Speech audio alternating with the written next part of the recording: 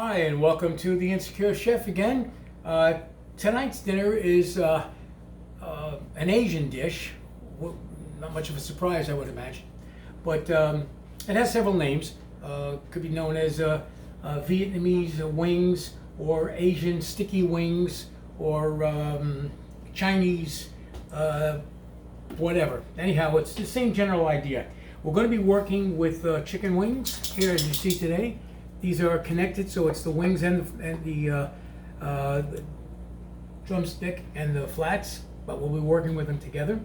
We'll be using the pressure cooker function for only about 2 minutes. Keep in mind, however, that's 2 minutes under pressure. It'll take about 7 or 8 minutes to come up to pressure, so it takes a little longer than you might think if you're planning time-wise. So what we're going to do is we're going to take the Ninja Foodie Trivet, as you see here. You know, it has two possible heights. We're going to be doing it at the low height. All right, so I'm going to be putting that in there, and I'm going to be adding 2 cups of just plain water. Just dump that in there. All right, and now I'm going to put the chicken pieces in there best I can. That's my dog. That's my dog you hear barking, because he doesn't like the fact that we're not paying any attention to him. All right, we'll be right back, as we have to go feed him, I think. All right, so now that we took care of a few domestic items, hopefully our beast will be quiet. I have placed the chicken in the foodie, as you can see, and again I had 2 cups of water in there. We're going to put this under pressure, so when you put it under pressure, make sure that the valve is set to seal, and there's a sweet spot on here which I can never find. There it is. That locks it in. Okay, so we double check that, make sure it's okay. We're going to set the pressure cooker on high, and we're simply going to set it for 2 minutes, 1 and 2, and press start. All right, so we'll be back once the Ninja has come to pressure and that we're very close to the 2-minute mark. Okay, while the wings are coming up to pressure, we'll start making the sticky sauce. So we're going to start that by taking a small bowl, and we're going to be adding the rice vinegar. And again, as always, the quantities are below the video. So we have the rice vinegar. I'm going to be zesting some of this orange and then using the juice from it. So let's just do a little zesting here. Again, if you've not done any zesting before, keep in mind that you would only want to do the very, very top layer. You want to stay away from the white. As you see, the white starts to come up, because the white, which is I think known as the pith, it's very bitter. And that obviously is not what we're looking for. So we're just going to take some of this orange, and we'll zest it up a little bit.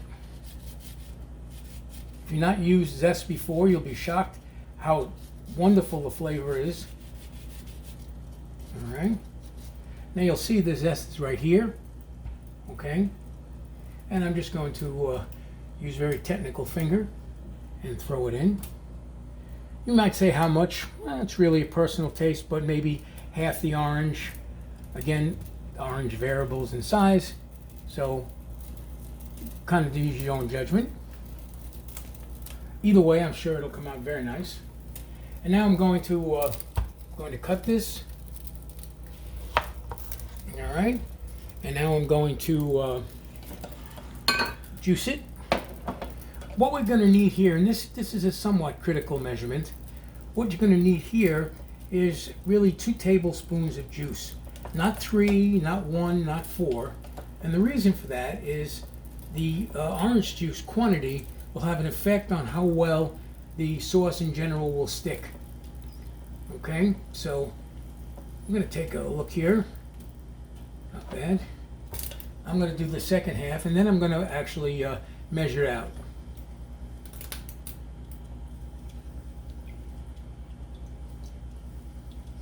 All right, getting there. Some more over here. Get out. Alrighty. So now, as I said, we're going to want 2 tablespoons of the orange juice. So we're going to check that out, and hopefully I have enough. If there isn't, I'll just do a little more squeezing. So here, most certainly is 1. And here, well, a little bit less. I'm going to get just a little bit more, but we certainly had enough orange juice to go around. So the orange juice is now in there. The next thing we're going to be putting in is the ginger. I have ginger here. Take that off, and should have brought something to scoop it out, but all right. We'll take in the ginger, and that's all been weighed out and done there. Okay. Now that the ginger's in, we're going to be adding garlic. Now, this recipe is usually quite garlicky, but as you've probably gotten to know us here, garlic is a very, very positive spice for us, but we use very, very little of it. So the recipe actually calls for 2 cloves of garlic minced. I'm going to be using probably about 1/8 of a teaspoon. That's all I'm using. So that's not anywhere near the quantity of the original recipe, but that's our requirements. All right, so now we just got to add a little sea salt. In this case, 1/2 teaspoon. Let's get my 1/2 teaspoon here. Alrighty. Let me just, alright, 1/2 teaspoon goes in. Alright, and that's good there. And now the fun part is the honey. Now the honey is a 1/4 cup of honey, and as you know, sometimes it takes a little effort to get it out. So let's see how we do.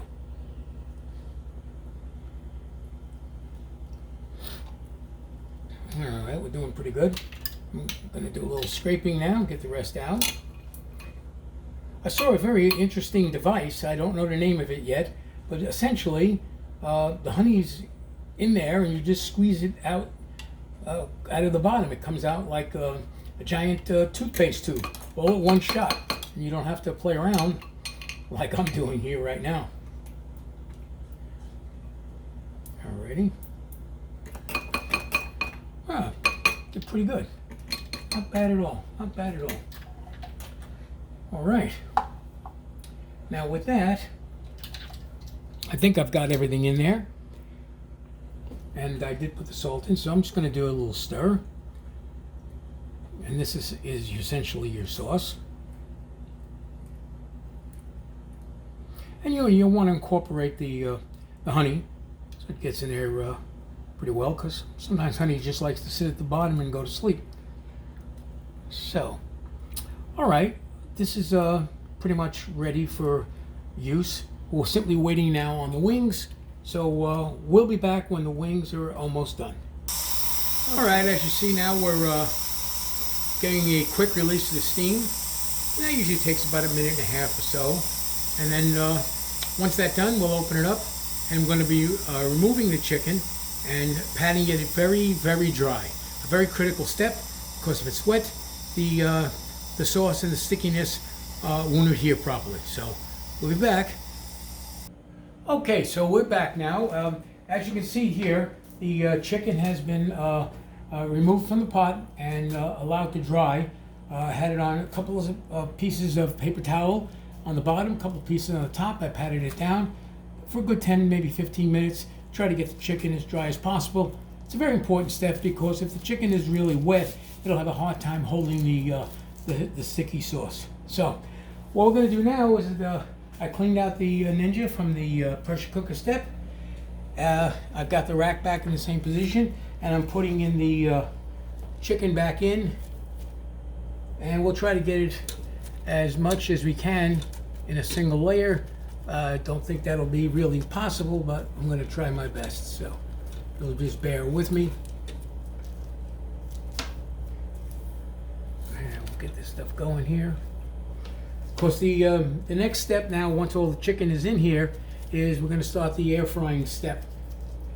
And I'm starting with the main skin down. I don't know why, but doesn't make much difference, I don't think, because I'm going to be flipping them several times during the cooking process.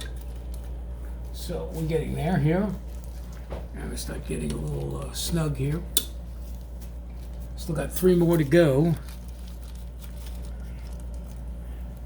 They are just a tad smaller than they were prior to the pressure cooking step, because they do shrink a little bit as you lose a lot of the chicken fat. And one more, if I can find a good place for it. I'm going to try to nestle it in here somehow.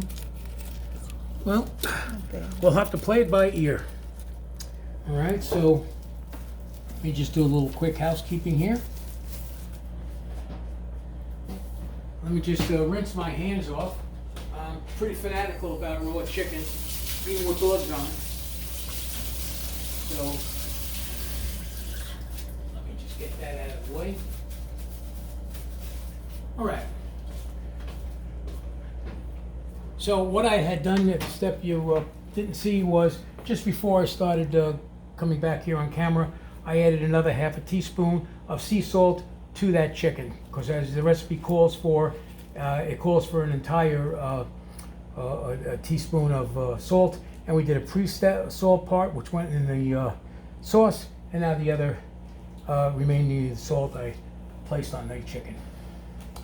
Okay, so we're ready to go. I'm going to close the rack right now, and we're going to set the tender crisp. I'm going to set it for 390, and I'm going to start it at 30 minutes, but we'll be going in and out of here a lot. A little bit too much there now. Okay. All right, so we're at 30 minutes, and we're ready to go. All right, so I don't know how often I'll check back in, but what I intend to do is every 8, 9, 10 minutes, I'm going to open it up, flip the chickens around, move them around. They'll also begin to start to shrink a little bit. But when we get down to the last 10, 15 minutes, then we'll talk about the sauce. So we'll be back. All right, the chickens have been air frying now for almost 15 minutes. Off camera, I had flipped them after the first 10 minutes. The whole process started at 30 minutes. And what we're going to do now is I'm going to be opening this up in a couple of seconds. You can take a look. We'll start to see, hopefully, the chicken is beginning to pick up some color. And it is. All right. You see them in there. I'm just moving them around and giving them some room because it is a little tight in here for me. But I just want to just make sure everything's getting all the action here. All right. Now, I'm now going to take the sauce that we had made some time ago, and I'm just going to throw it over the chicken and into the pot. It's probably going to sizzle. Here we go.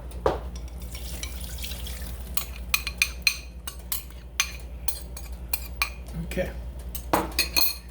Right now it's at the bottom of the pot. You'll probably say, well, it's not really on the chicken. Not really, you're right. Basically at this point what we're going to be doing is cooking up the sauce, because eventually we're going to throw the chicken right in there. All right, so I had set it for 30 minutes. Could take a little longer, a little less, but we'll see what happens. In about 7 or 8 minutes I'm going to check for color. Flip the chicken again, see how the sauce is doing. We don't want to burn the sauce. And eventually this will all come together. So we'll be back. All right, we're back now, and we're going to take a look at the chicken inside. Hopefully now it's got a nice barbecue type color to it. Let's take a look. And yes, it does. Looking very nicely. Just going to move these around, make sure everything looks good. What do you think there, camera lady? I think it looks great. Yeah, all pieces you want to see anything separate we can keep. All right, I'm going to take these out of here briefly. Just going to put them in this bowl here. Yeah, you can hear the skin when I put them down. They're getting a bit of a crunch, which is nice. Even though this is not per se a crunched chicken dish, the air fryer will always have that nice effect. Okay, that's all the chicken that we have there. I'm going to remove the trivet now. I've got my handy dandy little grippers. Grippers, what do you want to call them? Let me take this out of there. And I'm just Put this in the sink. All right. And now I'm going to take a look at the sauce that's in there and see how we do. Yeah, you know what I'm going to do? I'm just going to put this on saute just for a minute or two, just to thicken it up a little bit more. So going down here on the foodie, I'm stopping the air frying step by hitting the stop button. And as soon as I get the zeros, I'll switch over to saute. All right, we're going to saute. We'll leave it on high. Hit start. All right, we'll be right back.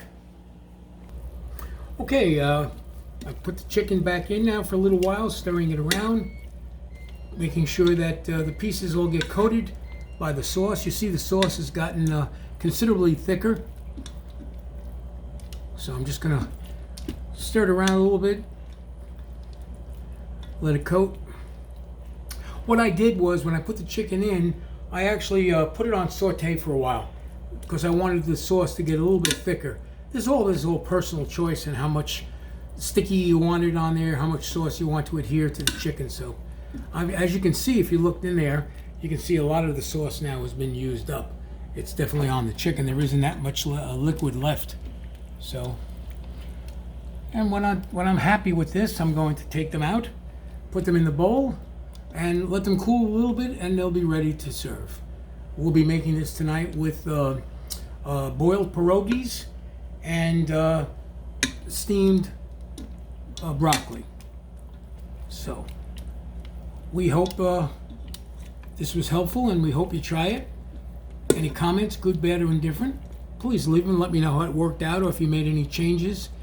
Because this recipe, I think, is very ripe for potential variations on temperatures and times and how you like your sauces. So I'd be very interested to see what you have. All right, Mom, what do you think? I think they're done. Okay, I'm going to take them out. I'm going to put them in here. And just give them a chance to cool down, because you won't be able to touch these guys right now. I would also think you could take any remaining sauce that's at the bottom of the pot and throw it right on top as well. So, but there is not all that much sauce left, and that's good, because that means it's on the chicken.